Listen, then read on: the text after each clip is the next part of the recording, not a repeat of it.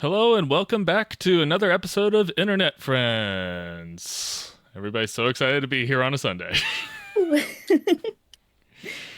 Everybody's excited for the big game that we're not going to watch. No. Super Bobble, yes. I'm going to look up the commercials later tonight, and that'll be it. Yeah, I'm sure they'll be all over your feed in no time at all. So anyways, I'm here with that Seth. Hello. And the Raccoonaloon herself, Bree.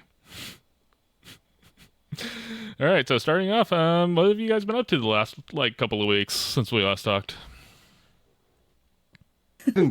Gaming, just playing video games. We got a foot of snow last week, and I've been still dealing with that. So I've been playing RoboCop Rogue City. Oh, that's an interesting one. Yeah. What about you, Brie? What have you been up to? I was actually in Canada until Monday. So I was there for 4 days to visit my partner and celebrate his birthday. He's 36 now, so practically dead. I'm this much closer to being in his will. So, we're working. It's a long game, but we're working every angle. He's middle-aged at best. Close to death, She's planning something.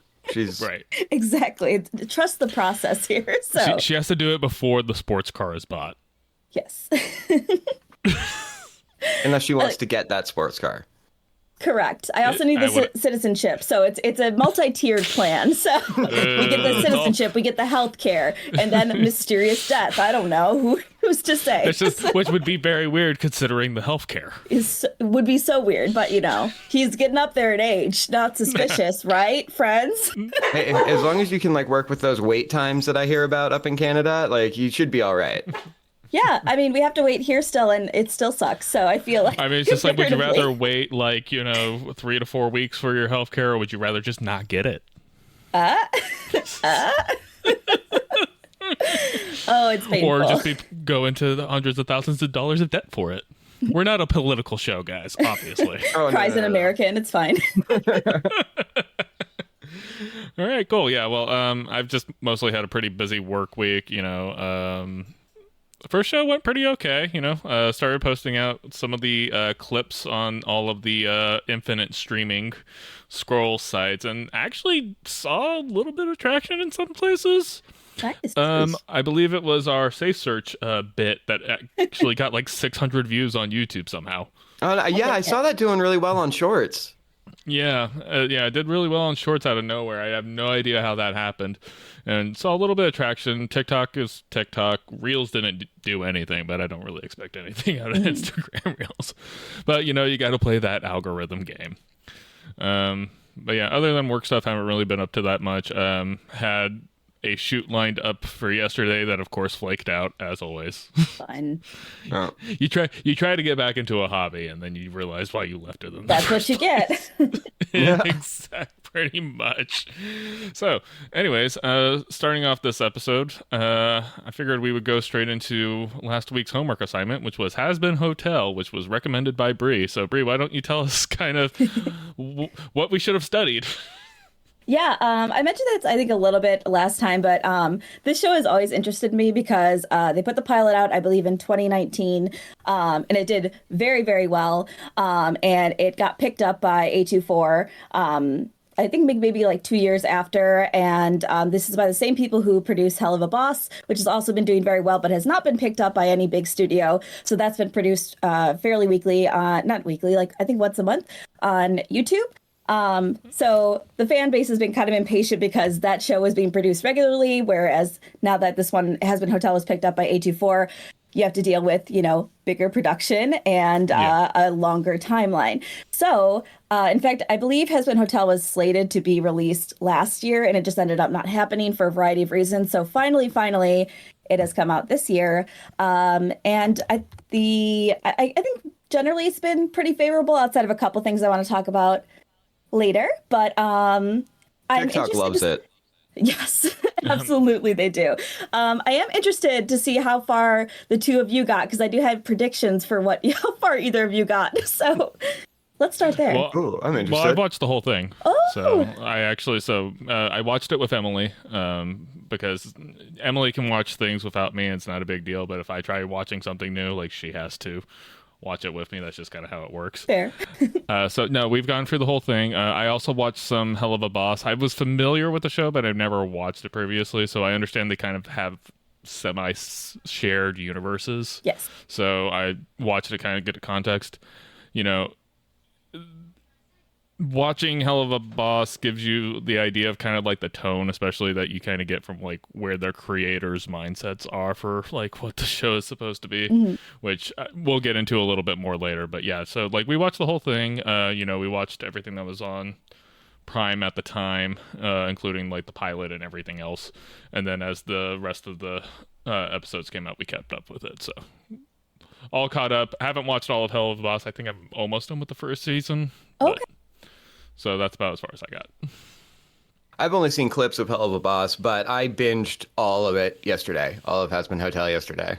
Right until the last minute. Way to ADHD itself. Yeah, but I specifically wanted it fresh, so I waited as long as I could so that it would all be in here. And I tried watching it Friday and then fell asleep.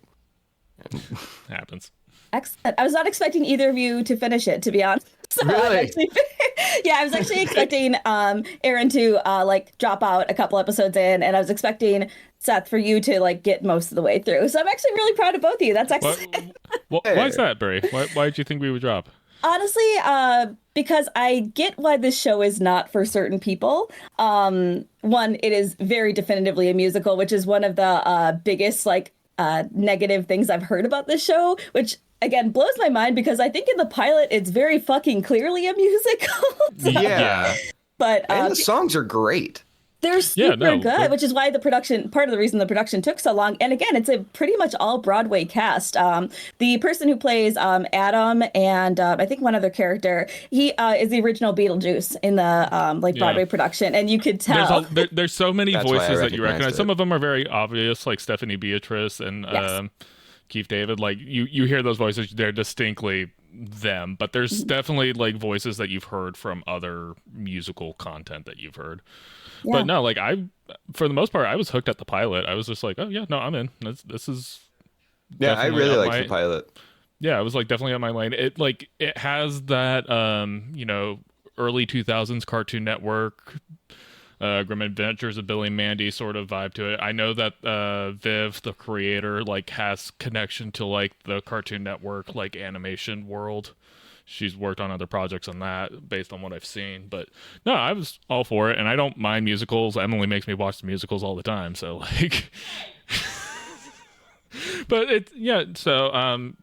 and the thing that the show I think did really well is that, it does a good job of creating characters that you can relate to more than anything else. And we're all degenerates here. So the fact that, all the characters are shitty people, quote unquote, or anything else, is just that wasn't a turnoff for me. So there's characters that you can root for and attach yourself to very easily. Absolutely. Yeah, I thought the animation all around was just beautiful. The character designs were great. The whole world, it was just wonderful to look at outside of everything else. And the pilot obviously is a little bit rougher around the edges than the rest of the show, but it still had kind of that again mid 2000s charm, whereas I feel what A24 ended up working mostly on, or the Beatbox Studios, I believe, was the production house. You could tell that it was more polished and had more of the more modernized Warner Brothers style of animation kind of put to it. But for the most part, I had very little issues with the show. And I'm very surprised. And again, what I wanted to talk about with this is fan bases, because the fan base for the show is a little rough, especially if you have been on TikTok. It's just they are rabid. They are rabid fucking fans, which is tough to even be tell people about it, because I don't know, I feel people roll their eyes. They're like, oh, you're one of those. It's no, I just think the show's really cool. I think the animation's pretty. I love the character design. It's not like that. And I'm so sorry. But we just it's very obvious early, like especially when I watched the pilot, like didn't know anything about Hell of a Boss or any of the previous things, but like it's the first time you watch it, it's just like, okay, I know exactly who this show is targeted at and why that fan base might be of certain kinds of personalities. Like there's obvious furry influence in the show, like very obvious, and then there's also just like some other kinds of elements, and you know, it's a bit on the edgy side. Yes. It's, you know, for the most part, like it is unapologetically an adult cartoon, and so therefore you have to go into it with a certain level of expectation. And so, but like, it's one of those shows where it's just like, this is a really good show. I can also see why I would probably hate a lot of the people who would be big fans of this show. Yes. Well, and I think also what I have noticed, just like in like the discourse, like reading comments and things like that, there's also definitely like a skew of this fan base that is very young. And I think this is probably some people's first exposure to an adult cartoon. So, and we're all desensitized as hell. So we're just like, yeah, whatever. Like, these are Happy Tree Friends, like when we were growing up, and like things like that, we're just like our salad fingers, things like that. Like we're just like, oh, this is kind of a little darker. Maybe I shouldn't be watching this. And I definitely get that vibe from like reading comments and reading that, like just interacting with the content. I was like, oh, sometimes I feel too old for this kind of thing, but it's just like, there's too much good content there. For me personally, I'm just like, yeah, the fan base, a little cringy, but I'm just going to interact with a show that I think is really cool. It was honestly well worth the wait, in my opinion. So it's funny that it is firmly an adult show, but there were definite moments where I was watching it going, is this a Christian production? It's got a lot of like redemption themes, and I was definitely watching this. It's just kind of like, okay, like, so Seth is the one with the most religious trauma out of the group that I at least remember talking about. I don't know.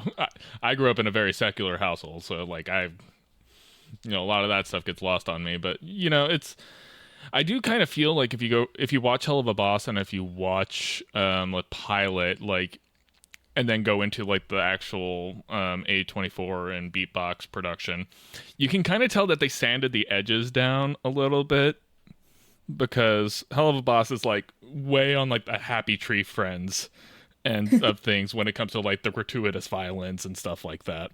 Like obviously, you know, Hazbin Hotel definitely has like moments where you're just like, wow, they actually took the time to animate that person ripped their own arm off. Yeah. Well, or like specifically episode 4, which is like the one that's like really centered around Angel. Like that one, like I was just like, oh, they're actually going to show that kind of stuff. Okay. I give a trigger warning for that episode, because granted, I think episode 4 is the best episode. It is a very rough episode. So it is. But it's real well acted. It's beautiful.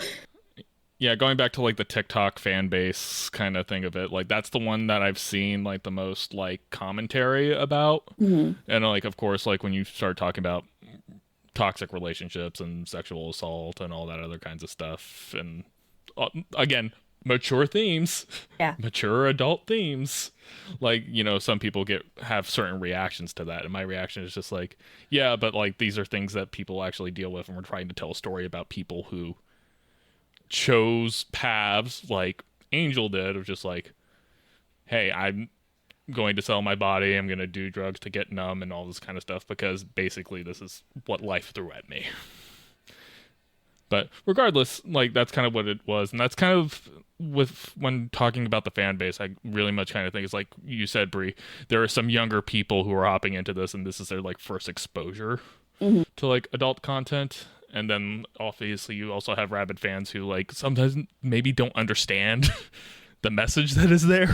Yes. Rick and Morty was horrible about this, because, you know, you had a show that was relatively really good and had like a lot of interesting kind of commentary and themes, but it got wrapped up in the Szechuan sauce pickle Rick jokes that people insert that clip of the person screaming at McDonald's.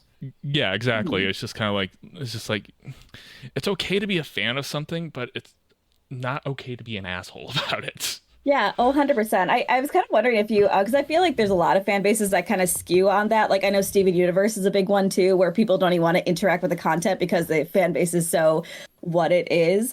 Do you guys think generally that, like, I don't know, is there a fan base that you think is too cringy where you're like, okay, I'm going to avoid this show like the plague, I don't care how good it is? I mean, as a recovering Star Wars fan. It's fair. That's a pretty obvious one. But I feel that way about so many different fandoms. I think it's also fandom in general. And we talked about this last time. But, you know, I was thinking a little bit about this and like comment sections and social media and just like online communities, I feel like a lot of ways have kind of ruined media in a lot of ways. Like everything gets a reaction, everybody gets a commentary out of it, and it's like you just want to see, it's like, oh hey, I really like that, I want to see what other people think about it, and then you just find these troves of just completely out there crazy stuff. You see that in comedy, you see that in you know, online animation, nerd culture stuff all over the place, where it's just like people giving their knee-jerk reactions and not necessarily contributing anything really of value to it, but mostly just like, you know, there's just this weird kind of thing where it's just like, maybe it's okay for like some people to just not talk. Yeah, people feel like they have to make a comment because, again, going back to episode 4, I saw a weird amount of videos. I actually just showed up on my feed today and like over the weekend about how that episode was fetishizing violence. And I'm just like, did we watch the same thing? Because I think this is a pretty solid commentary on like abuse of sex workers and also maybe having to do something you didn't want to do for a different reason. You know what I mean? Like they get more into his lore later, but like there's a reason he sold his soul to that person. It was to protect someone else. So there's a purpose to that. Yeah, that was the kind of whole theme that I had. It's just like, hey, you know, some quote unquote sinners aren't necessarily sinners because they're bad people. Yes. They're sinners because they were put in bad situations. Yeah. I'm shocked that people even got that kind of, but again, I think it's kind of to your point. I'm like, people feel like they have to say something and they're like, oh, well, let me make a big 2-hour commentary about how actually this is the worst. It's just like, you can also just not like a thing and just like move on with your day. Also totally an option.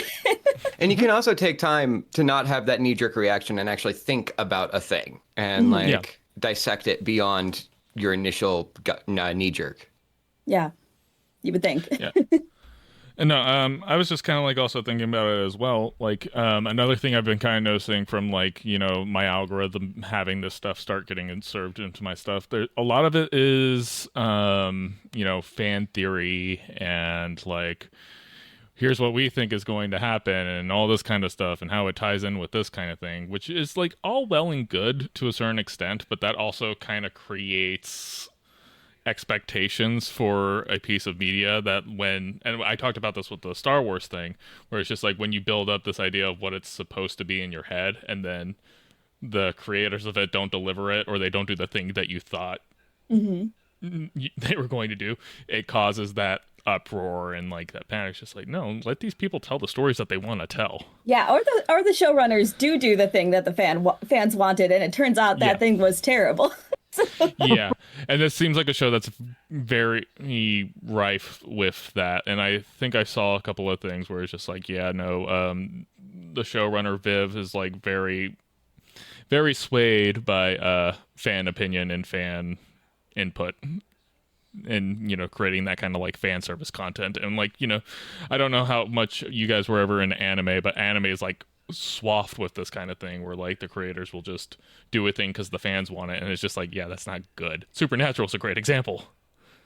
Well, I know that's Shonen a fan Jump. Base I wouldn't deal with. Yes, actually, thank you. I was having a hard time thinking of my fan base. I don't want to deal with. Supernatural is absolutely one. But that's a Shonen Jump thing. They'll like, the editors will hear from the fan base and go to their writers and be like, okay, you're writing this now. Yep. It's like, oh, well, we have to do a beach episode.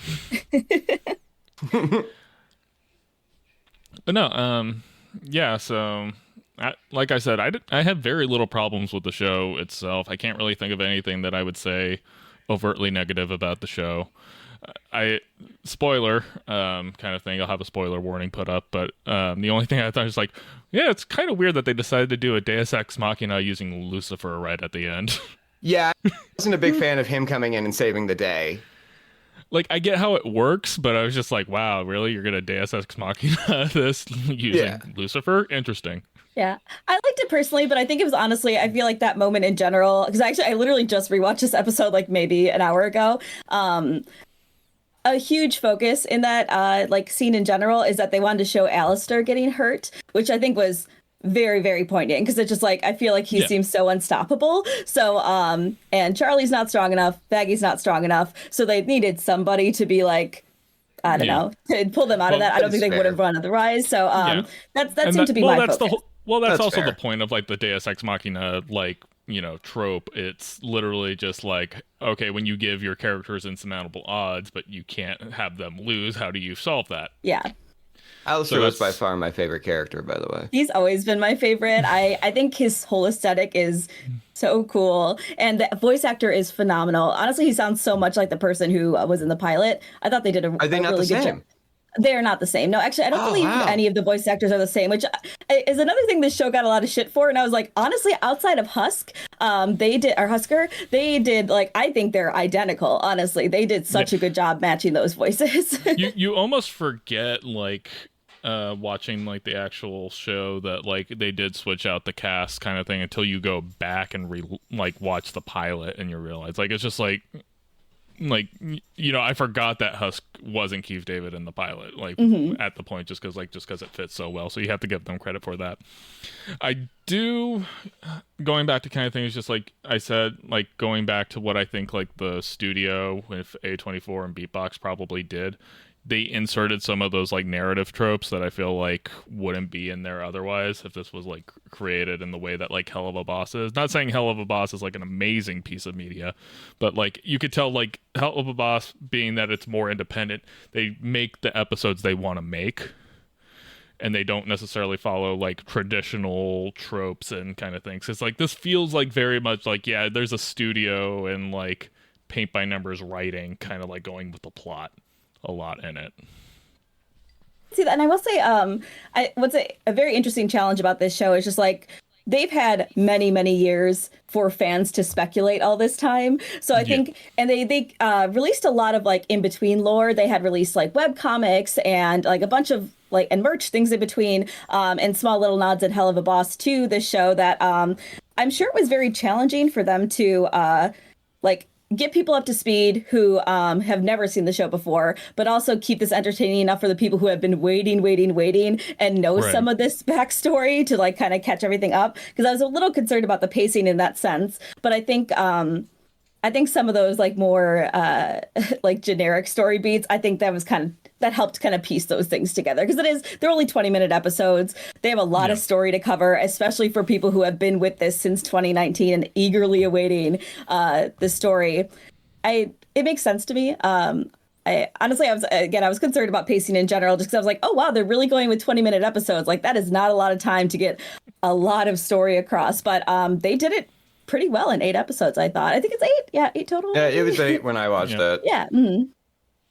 Yeah, no, and that makes sense, and that's also a hard balance they have to strike, because like the reason that it got picked up is because there was such a huge fan base like underneath it, to where it's just like it will easily support itself on its own merits, but you still have to keep in mind of like bringing new people in who aren't necessarily the rabid fans of it.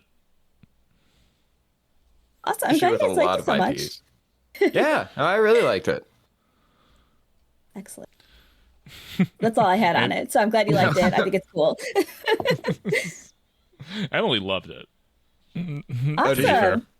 Yeah, Emily loved watching it. Like Emily's.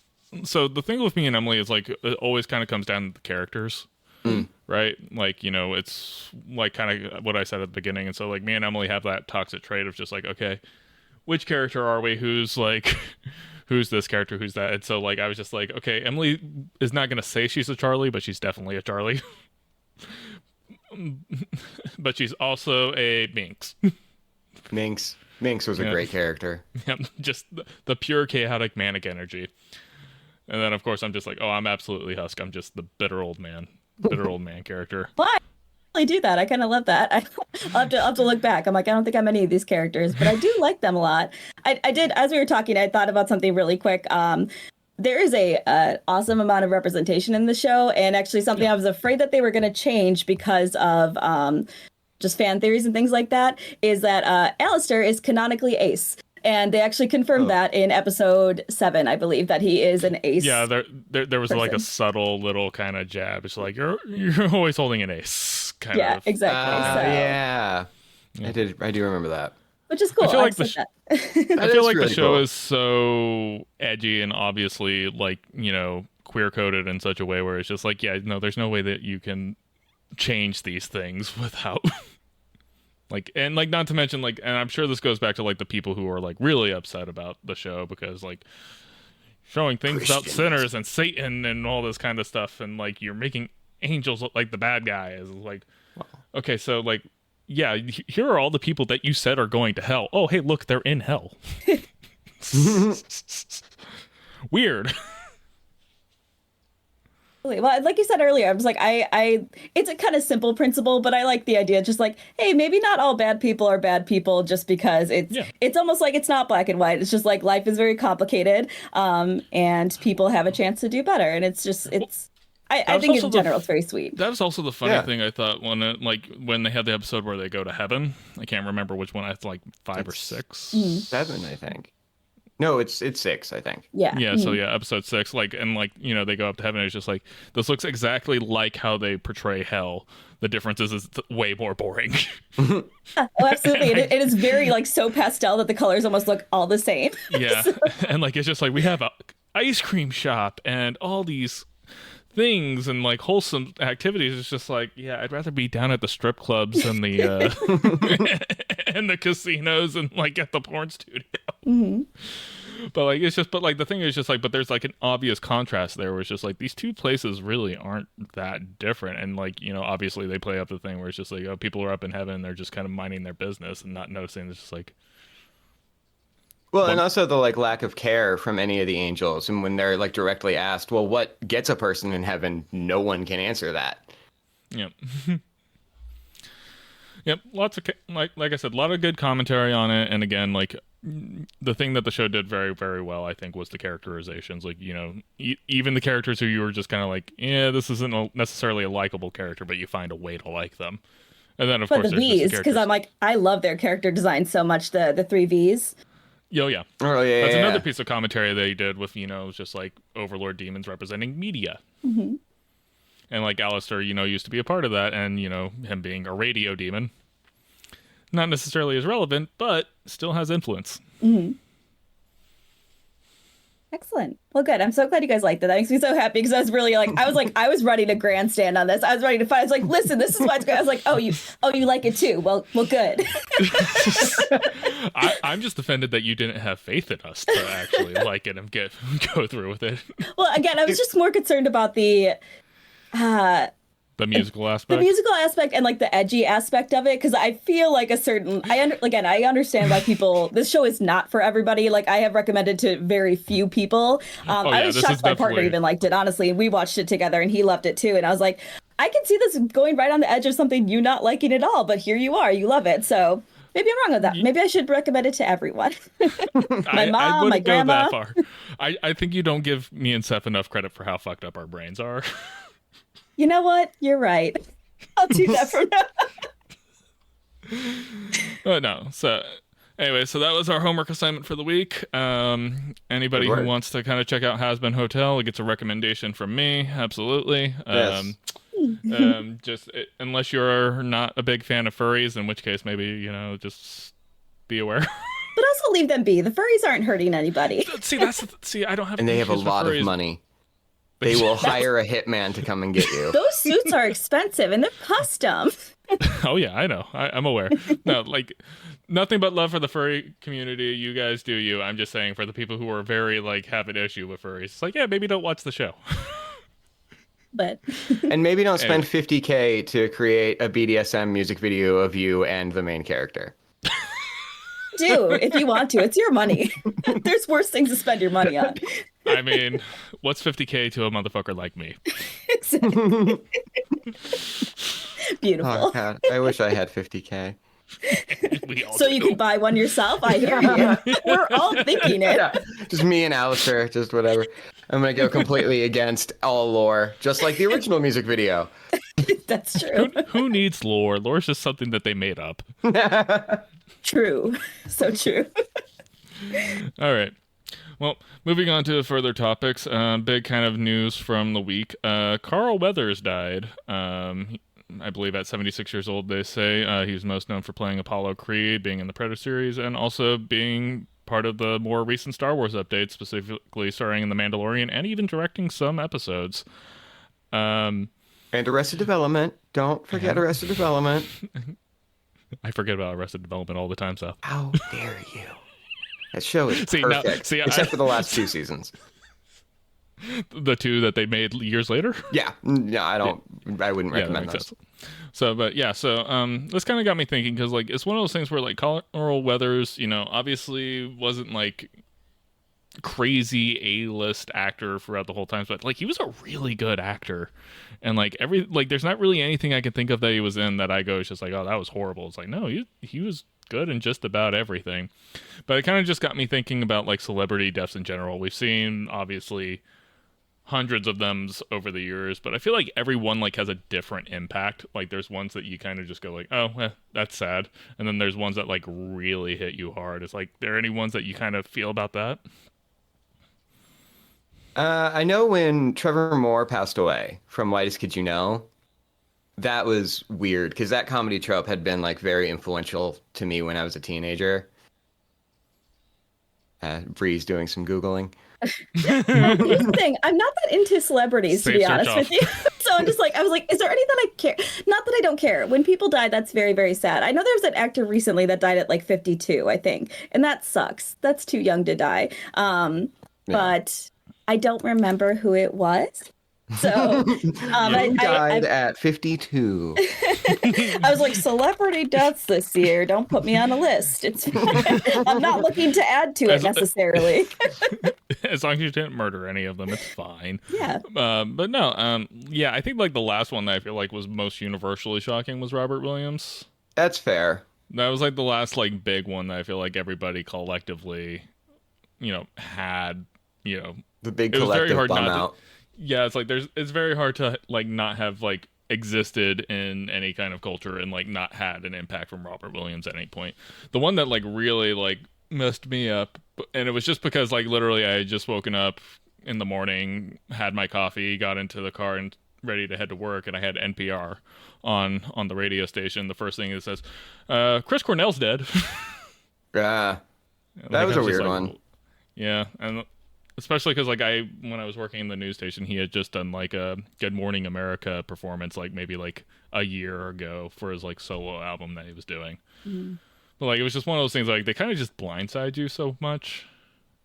And like it was Toby Keith I was thinking of, by the way. You were thinking Toby Keith. Okay. Yes. I'm not sad about that. I'm sad that it's 62 is such a young age to die. That makes me sad. That is a young age to die. Yeah. Yeah, no, I was never a Toby Keith fan, but I did have to like turn to Emily and just be like, hey, I'm sorry about Toby Keith. Yeah, not a fan either. I'm like, not that is like, even because Matthew Perry died last year, and I know that was a big thing for a lot of people. And I'm just like, definitely sad. He was not a old dude either. He was, he was 54. Yeah, so that fucking sucks. But and Andre Brower, did we mention him already? Because that's super fucking sad. I was sad about that one. Andre Chadwick Brower. Boseman over COVID, that was a big one. That was devastating. That was one that like, especially because like when you realize like how long he had the cancer, and like he was doing Marvel movies in a lead role, which those are like physically demanding films. Like even if like you're not doing all of your own stunts, just being in the shape that you have to be to do those movies, that's not an all easy of the thing chicken to you have to eat. And with no skin and no carbohydrates, it's all just chicken and broccoli. Yeah. But Carrie Fisher, I know that was a very long time ago, but that one made me very sad. Yeah, I just watched Star Wars for the first time. Yeah, and that one, and that's actually an interesting one because of like how much like that, her death basically I think influenced the last 2 movies very specifically, because they had to do reshoots for Last Jedi, and then basically anything they wanted to do narratively for Rise of Skywalker, like basically just kind of gotten thrown out the window.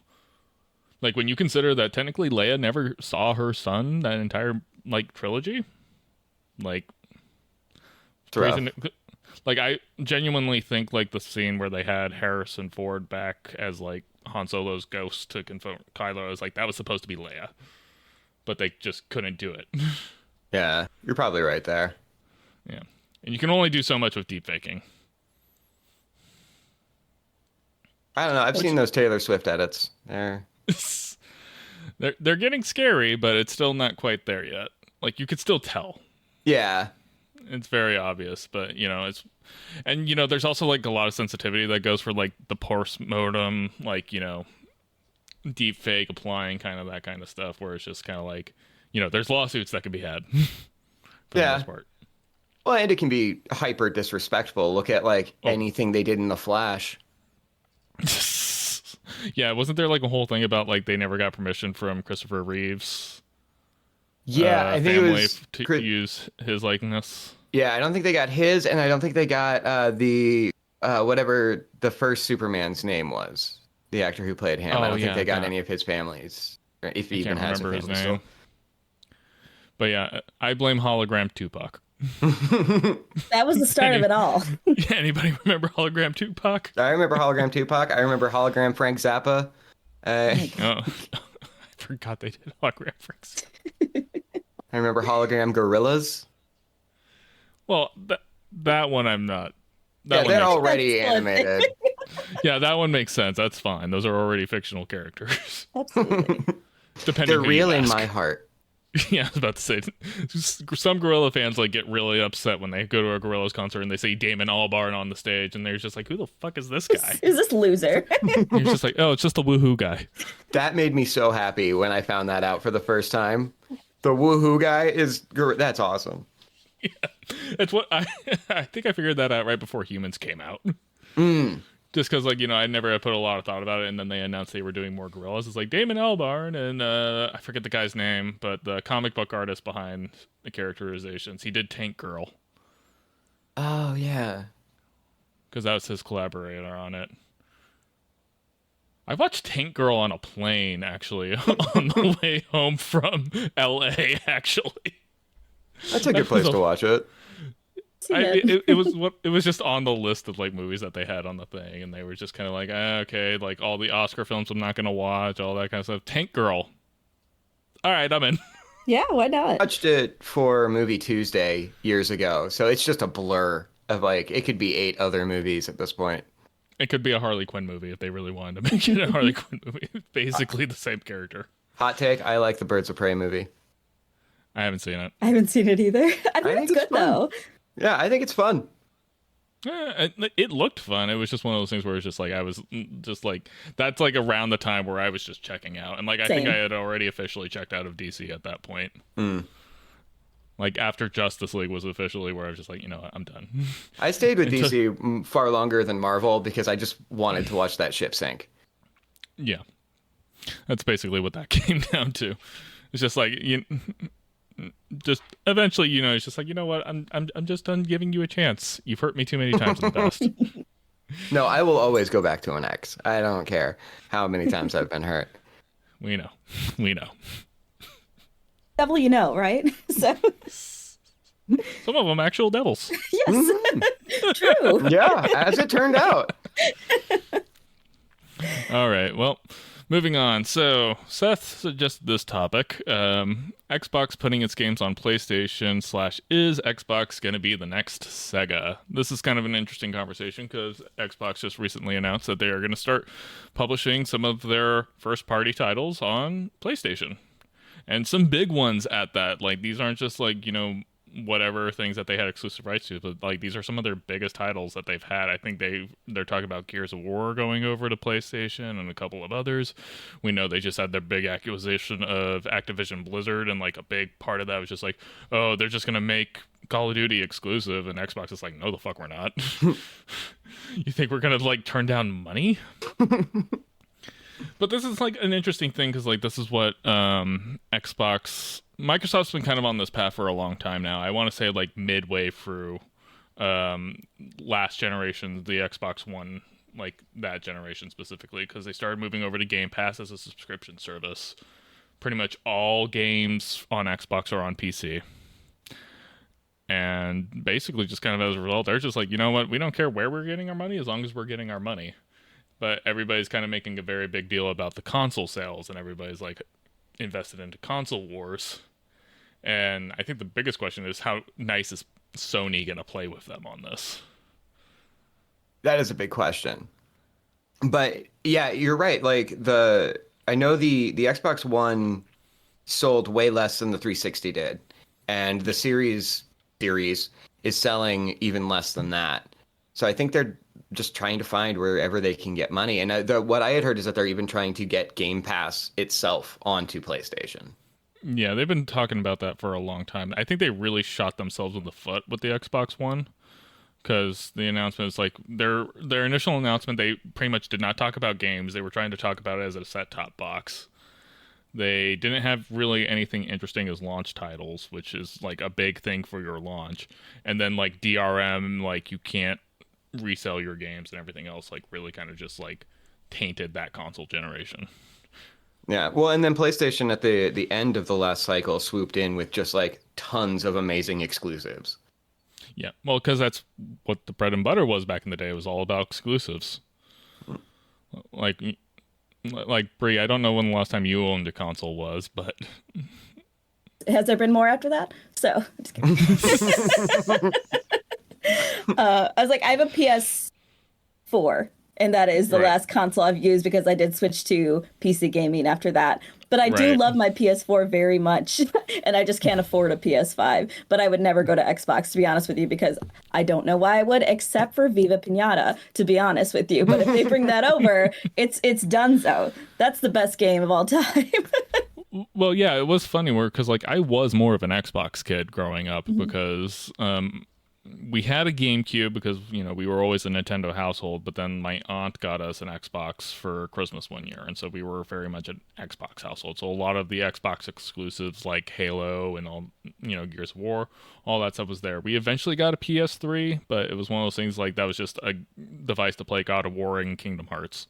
Again, going back to the exclusives aspect of it. But especially like you, Brie, I've gone into the PC master race, which is a very weird term that I don't know why they have adopted. But probably racism in the gaming community. Probably. I would say so. Oh, absolutely, probably. But yeah, like becoming a PC gamer is just like, okay, well, basically anything that can be found on Xbox is on PC.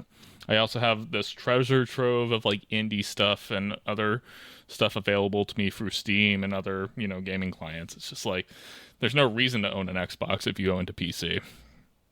And I don't think Microsoft cares because it's just like, oh, you want to get into PC gaming where you're going to have a Windows license anyways.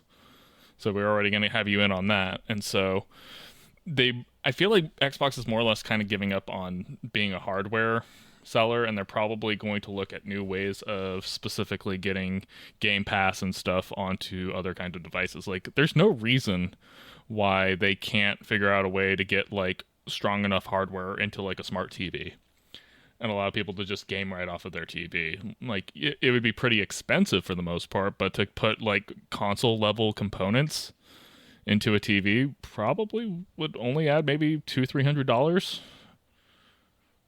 So, like, I think that's like a direction they might be looking at. It's just like, again, if they can get Sony to play ball on having Game Pass on PlayStation, like that would be an interesting negotiation because it means they have to give them a cut. Like, the biggest problem with Game Pass has been it's just like, oh, you're basically charging $15 a month and people can basically download any of these games. And some of these games are like big AAA titles that cost $60-$70. And they're day and date releases, in most instances. Which that could tank sales for some of these people because like it's just like if people are only have to pay $15 and they can just play the game and then we're not getting the full sale sticker price. Like it's one of those models that you look at and you try to think of like how does anybody make money off of this, and you're just like, I don't know how that math's supposed to work. That's the only reason I would have an Xbox, to be honest with you. Like, that's the only appeal. I will say, generally speaking, I have no console loyalty at all. I am one of 5 kids, so growing up, like, I had whatever console my siblings had. My first personal console was a PS2. And then I got a 360 because that's where the cool games were, and I was playing Viva Pinata. Exactly, important. And then I got a PS4, and then it just like, then it kind of stopped for me. Like, it's just like I couldn't really afford it anymore, and it's, especially having a PC, it's just like it didn't make sense anymore. Like, I think Square Enix literally right now is having a sale on like every Final Fantasy, and I was like, oh, Well, that's also what I was using my PS4 for. Oh So yeah, no, what do like I Steam need sales it? are amazing. Like, PC gaming's not cheap to build a PC, but like once you're in, the amount of games that you can buy for like $2, $3, you wait for like a big Steam sale, like Mhm. things could be marked down even more.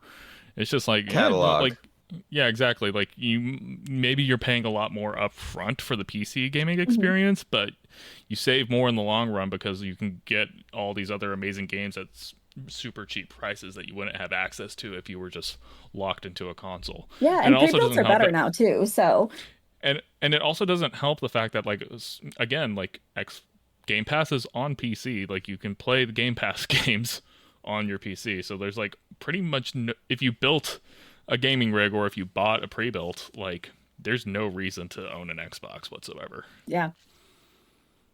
Real quick question. All three of us have Switches, right? Yeah, Yes. I do. I That barely touch it, to be honest Yeah, with you. same. That's why I brought that up because it's like we're not even mentioning the Switch when it comes to consoles right now. The Switch only Yeah, exists so whoops. I can play Zelda. That's the only That's reason it fair. exists. I Like, it's exclusively Portal 2 for me now. And Pokemon for me. So yeah, exactly. But Oh, like that's I the thing. started Scarlet, and you're right, dude. That thing sucks. That thing is so buggy. it is like it should not be that bad. Like it's especially for like a full price title from like a well known company. It's really unacceptable. Do I fucking love the shit out of that game? And I played it so much because I felt like a little kid, especially like having picnics with my Pokemon. I was like, oh my god, 10-year-old me is fucking losing their mind right now. This is all I've ever wanted. But it looks like fucking trash. It runs at like 2 frames per second.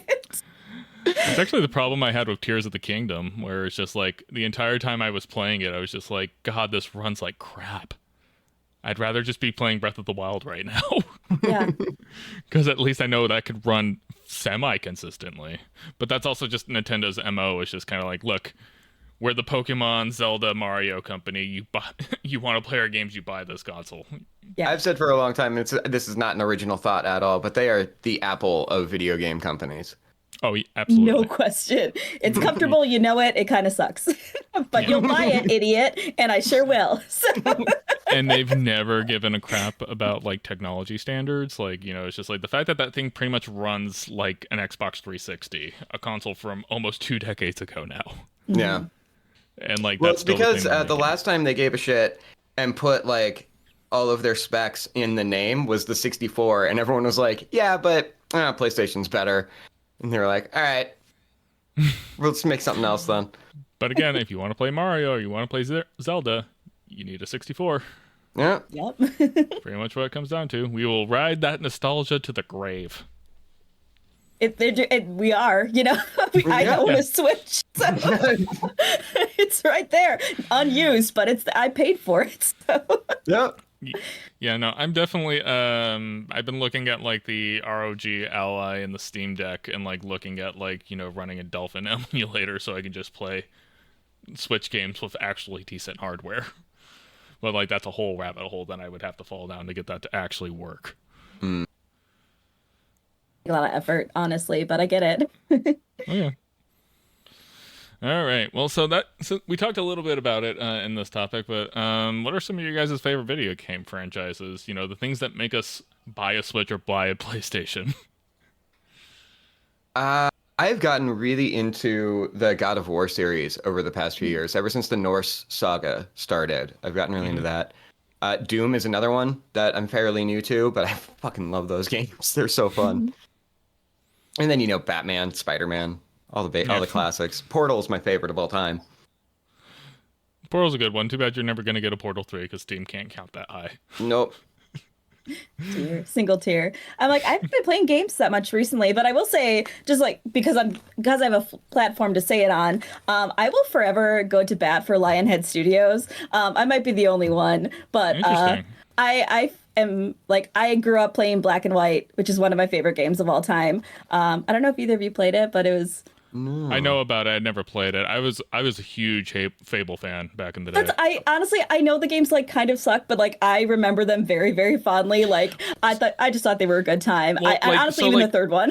Well, I had Peter fun. Molyneux and Lionhead Studios were basically Bethesda before Bethesda was, doing their things, where it's just like, we're going to overpromise all of these things and not deliver on a single one of them, but the game's still going to be fun. I love Like, Fable, honestly. I just again I'll always go to bat for that. And Black and White, like you played like a god, and you got to just like control this whole world. And it was just like I think it was very ahead of its time. It was very fun. I don't think anyone else knows about the game except for me and my best friend who played the shit out of that growing up. But yeah, that was like Pierre Molyneux's like first thing, and he introduced that whole idea of like morality system, good, evil, like kind of thing, and like he kind of introduced that. I guess KOTOR might have beat him to the punch on that, barely. But no, like I actually replayed Fable last year, actually, like the Fable trilogy. I got like all the way through Fable 2 and then tried playing Fable 3 and then remembered why it was so bad.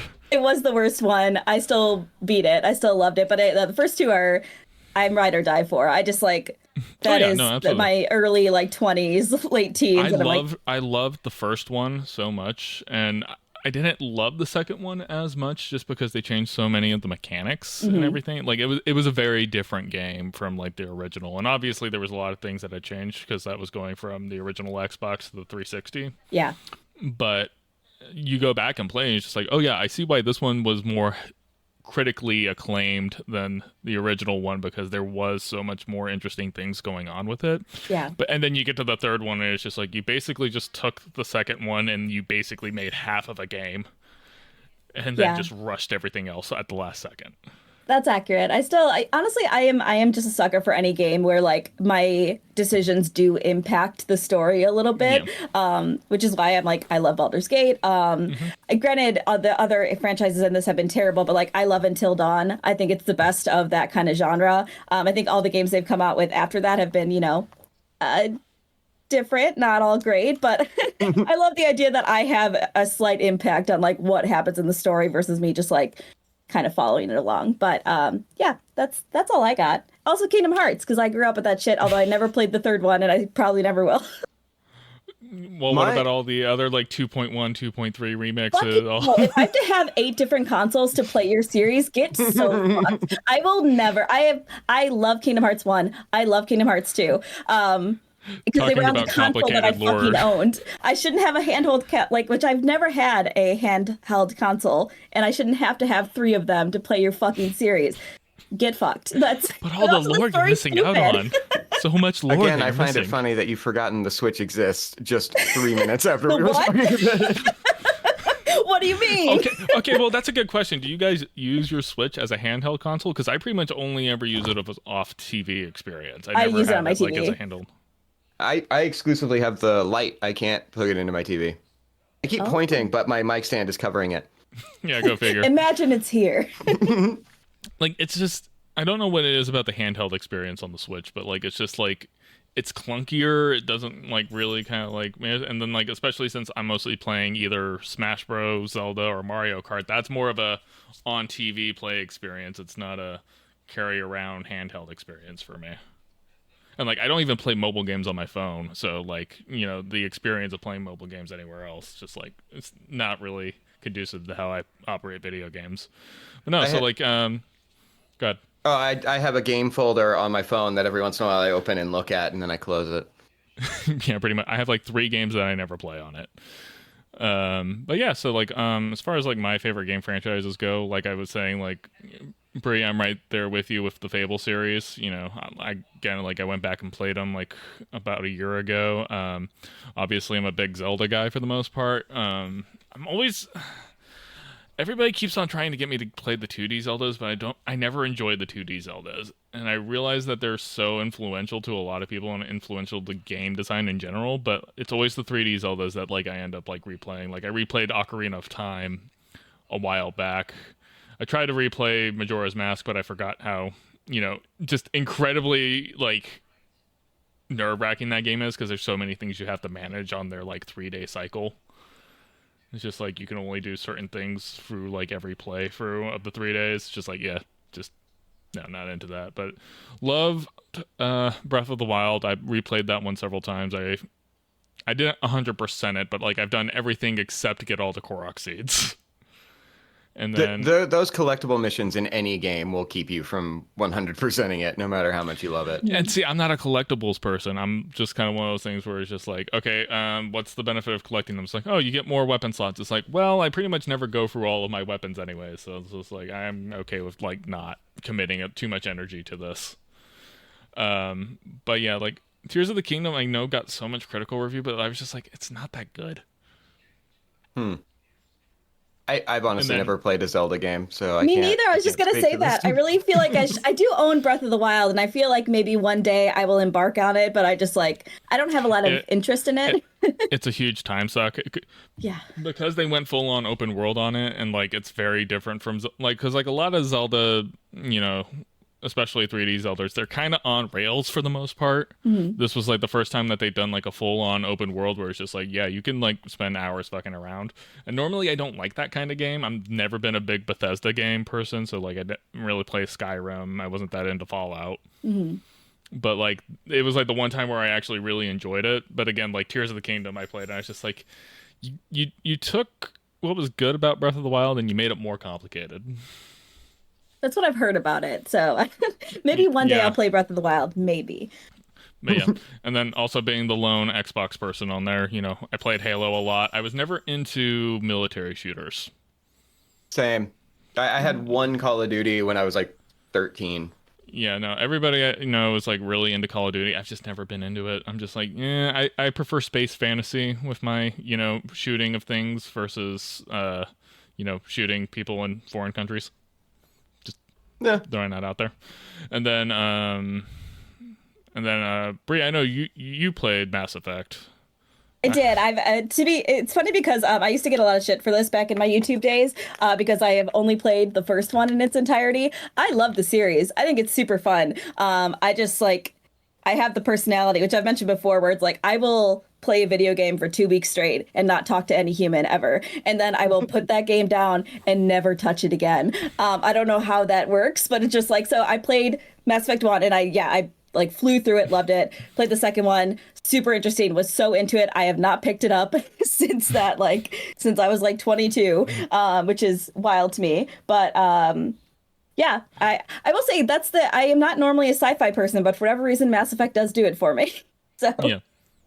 No, it's interesting because like I have a similar personality in that like, okay, I've gotten really into a video game. I'm going to play this video game into the ground and play it over and over again. That happened when Legendary came out. It's just like, because I never played the third one because that was like around the time where I didn't have a console anymore, didn't really have a means to play video games, and I'm in college. I can't afford video games. Right.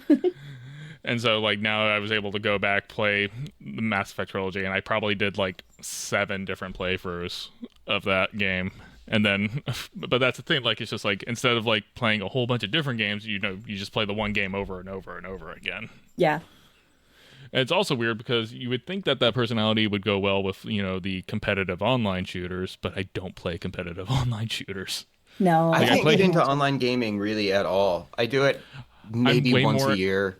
I enjoy the single player narrative focus kind of thing. It's just like I want to just go on a journey. I don't want to like get into a lobby and hear a bunch of underage kids, you know, use racial slurs and, you know, all that kinds of stuff. I'm just like, nope.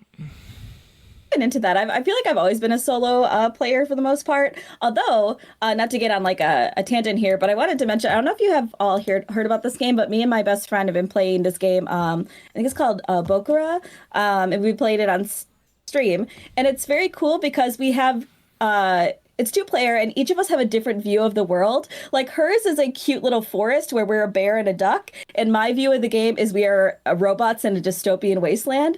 And so the view of the game is different, so we have to solve puzzles together based on what we visually see, and we have to communicate that to the other player. It's been super fucking cool, and I'm just like, we didn't even figure it out at first because she was streaming, and then I was like, wait, why does your game look different? She's like, wait, what does your game look like? So it's there've been a lot of very cool. like That's interesting really cool. like asymmetric co-op kind of games like that. Like I know everybody was really into It Takes Two, which was like I guess like how I met my partner, so go figure.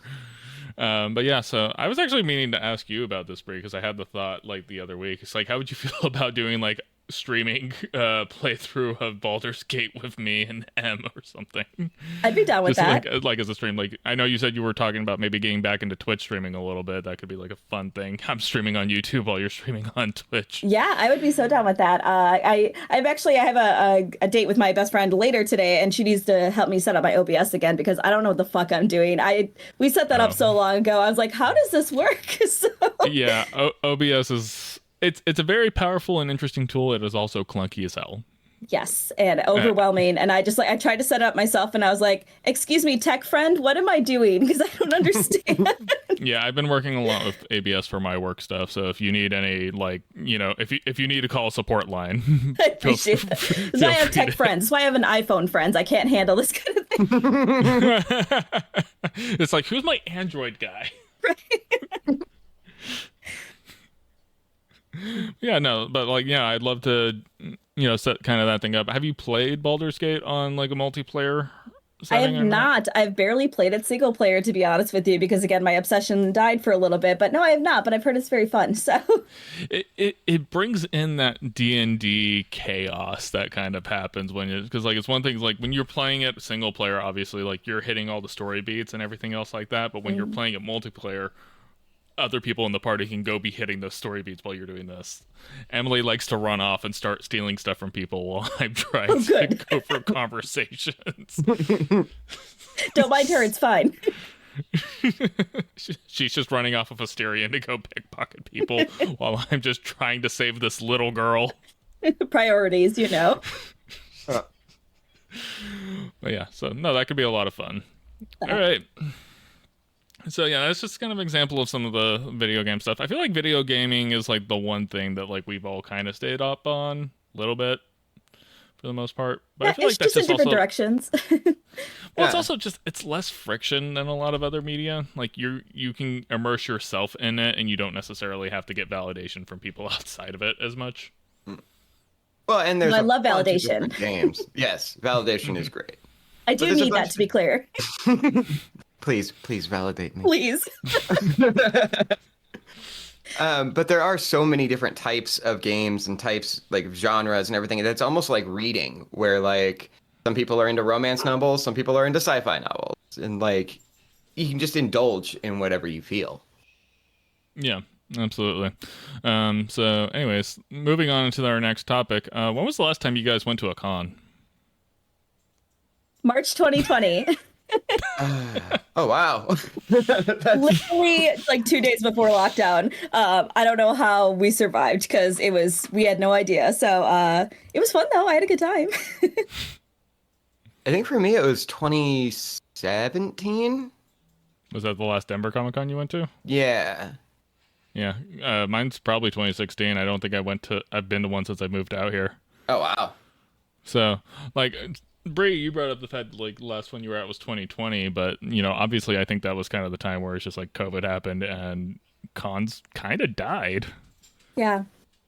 Eager to go to another one for that reason, honestly. I just like it's already a little rough to go into crowds, I think. Like at the airport, I'm always a little anxious, but I do wear a mask in that situation. If I were to go to a con, which I don't think I would, mostly because I don't have the same disposable income that I once did. Like I am a grown up now and I'm like, this is a lot of money and I need to like buy gas and groceries and everything's too expensive. So, because I mean, not only is like the ticket pretty pricey, then you have to figure out transportation and like I think I'm just in my 30s now, and that just stresses me. I'm just like, listen, that's too much effort. I'd rather stay home. Thank you so much.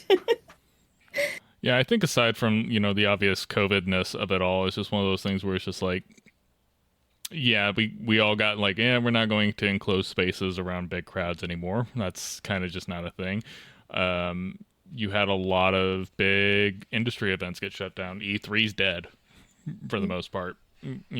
Because of it, and like a lot of stuff has moved into like the online event space. Before COVID, I remember having conversations with people about cons, and the consensus being like the first one and the second one, they're going to be your favorite thing you've ever done. It's going to be so much fun. Yeah. By your fourth and fifth one, you get it. Like Yeah. you had the experience, and it's not special anymore. Yeah, it's this, especially because like almost like every con is almost the same. It's always the same guests, so like you're not as excited to see the guests there, unless you're a cosplayer who's like been working on a cosplay for like the last like 3 months or whatever leading up to it. It's just like there's not that much excitement for it. Maybe if you like have kids, maybe, and they want to kind of like see the stuff and everything, I could see that would be like a cool thing to do Oh over the God, weekend. we have changed so much because when we were in our early 20s, we were talking about why are all these kids here? This is for adults. Yeah, pretty much. But yeah, so but like the thing that like so like and you're kind of seeing like cons trying to kind of come back, but they're not like at that huge level that they were. Like when we did Denver Comic Con, that was insane back in the day. Big. That was very big one. But like everything I'm seeing now are like just like really really small things. But the one thing I noticed like that kind of picked up popularity over COVID was Ren fairs. Have you guys done any Ren fairs? I've been to one Ren Fair, yes.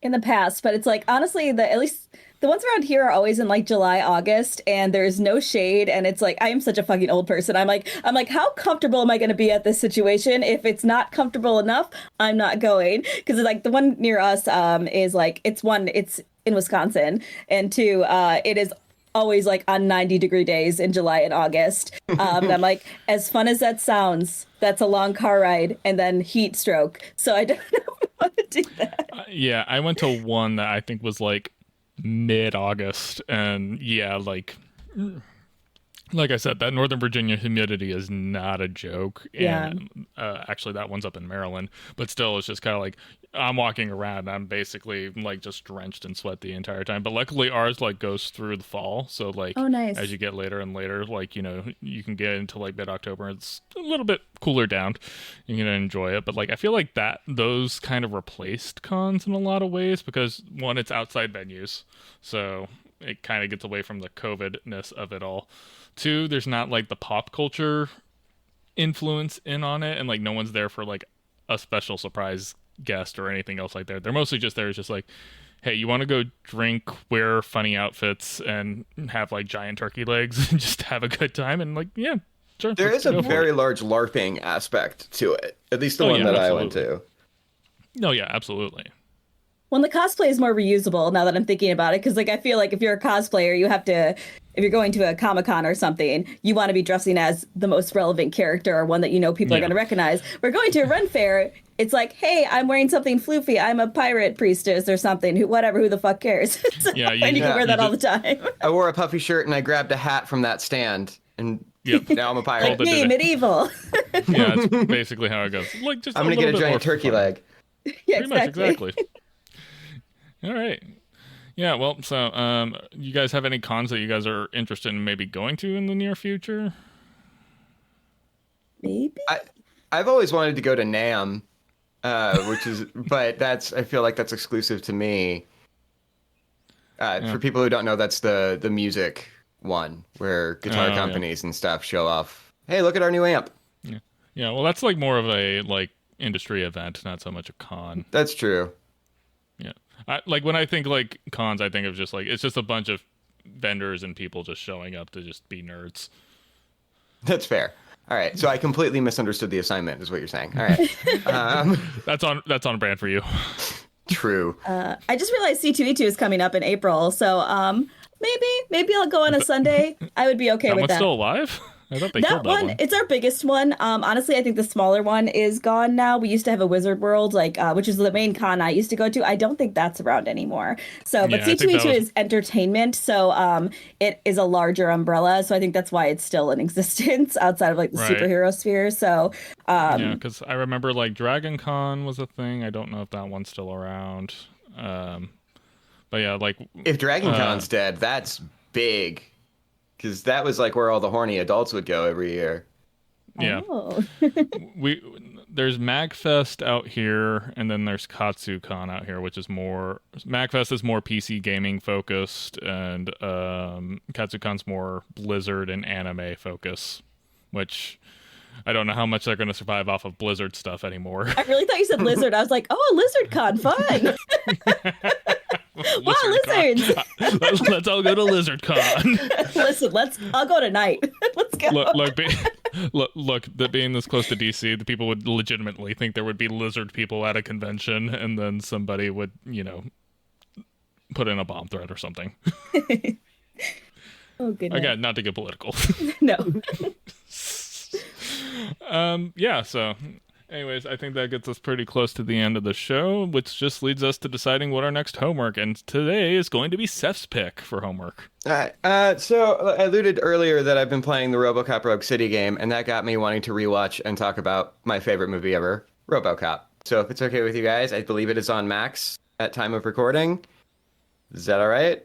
Is that is there like a newer one and an older one, or just an older one? There is a newer one. I'm talking about the original, the one from the 80s. If it looks like it was made in 2013, you're watching the wrong movie. Okay. Yeah. If you see Samuel L. Jackson, you've gone too far. It's from, I think, 87. I don't know. I got the Blu-ray right here. I thought it was 84. I don't know. I wasn't alive for this. In the 80s, though. Yeah. Okay. I'm reading the back like it's actually going to tell me. 87. 87. Oh, okay. Good year, probably. It's been a long time since I've watched it. Have you ever watched it, Brie? I feel like I probably have, but I do not recall. So I'm excited to watch it. Cool. Okay. I hope you guys like it. And we will probably get very political next week. Content warning. Politics will be discussed. Yes. All right. Cool. Well, thanks guys so much for joining us today, especially the cats joining Bree It's so on Bree's loud. lap. Everybody taking turns on Bree's lap. Yep. Anyways, I am TCK Media, and you'll be able to find all of our content on our YouTube channel. Seth is ThatSeth23 on TikTok, and then we got Raccoonaloon possibly on Twitch sometime in the near future. Maybe Instagram. Who knows? Maybe Instagram, but no promises. Yeah, so thanks for joining us, and we'll see you guys next time.